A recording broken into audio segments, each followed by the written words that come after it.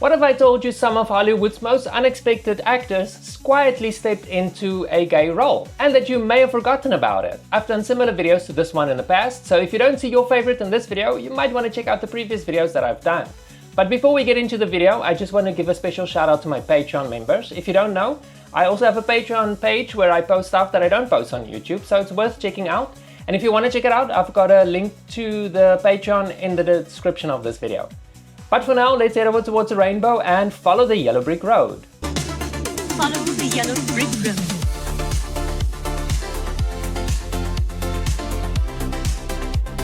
Is there something you don't like about me? What do you mean? You're like sex on a stick. Sex on a stick?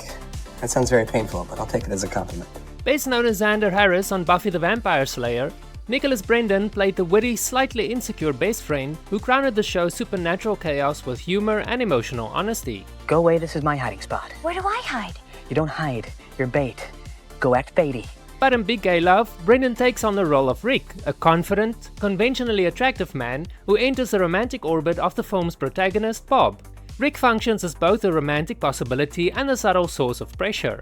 He's polished, socially adept, and physically the kind of partner Bob assumes he should want.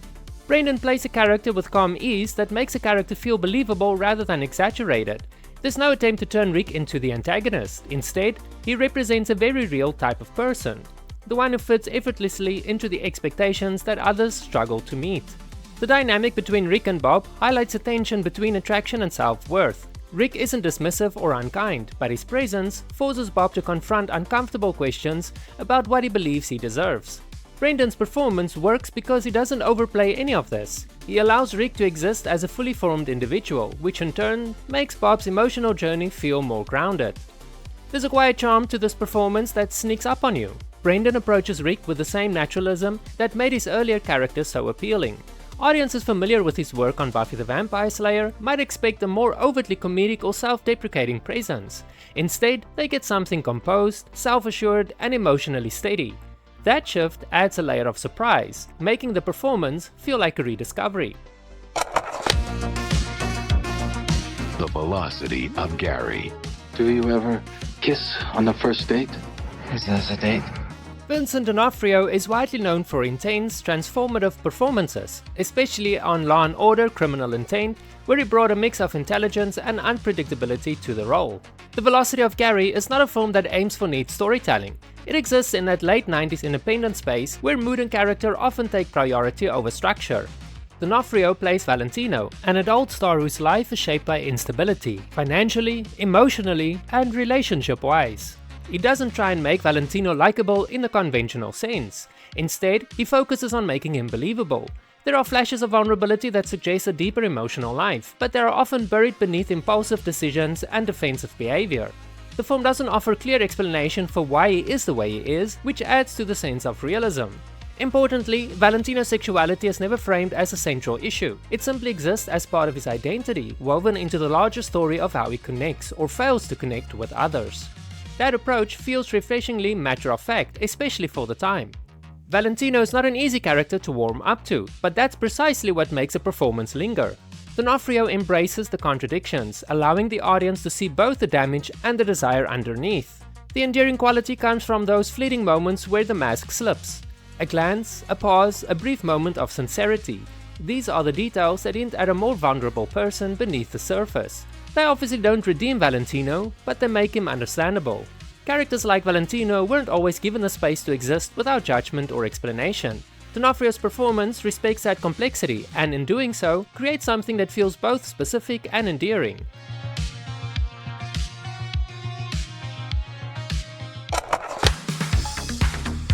Yeah, I know them well enough to know that you're just a bunch of bitter, jaded Go ahead, say it. I wasn't gonna say that. You should. Maybe then you'd be less afraid of what it means. Andrew Keegan became a recognizable face through teen films like 10 Things I Hate About You, often cast as a confident, slightly aloof character who added tension to romantic storylines. See that girl? Yeah. That's Kat Stratford. I want you to go out with her. In The Broken Hearts Club, he appears in a film that centers on a group of friends navigating relationships, careers, and identity in West Hollywood. The film itself is very much about community, how friendships form, evolve, and sustain people through romantic ups and downs. Keegan's role is relatively small, but his presence contributes to the authenticity of a social world. He represents a kind of peripheral figure who exists within these circles, familiar, attractive, and slightly enigmatic. The film thrives on these layers, creating a sense of place that feels lived in rather than constructed. Stories were beginning to center gay characters more openly, but there was still a reliance on subtle and ensemble storytelling to broaden their reach. Well, nothing happened. We just sort of drifted apart.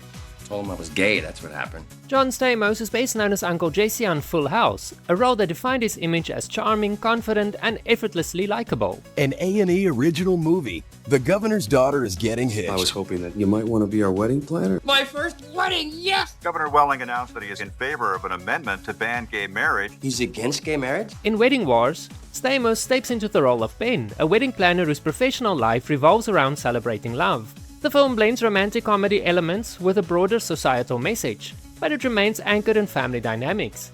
Ben's conflict is not abstract, it's rooted in a relationship that matters to him. Stamos plays this with a steady hand, balancing frustration with affection. What makes his performance work is its consistency. He doesn't approach the role as something dramatically different from his past work.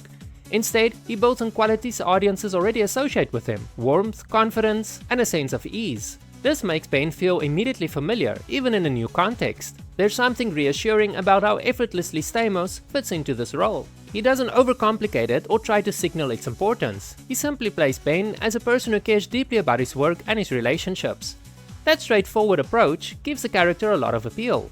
The role is enduring because it feels genuine. It doesn't rely on exaggeration or novelty. Not that I have anything against wrestling, it just has to be with the right guy, you know what I mean? Yes, I do. You sure you know what I mean? I'm gay.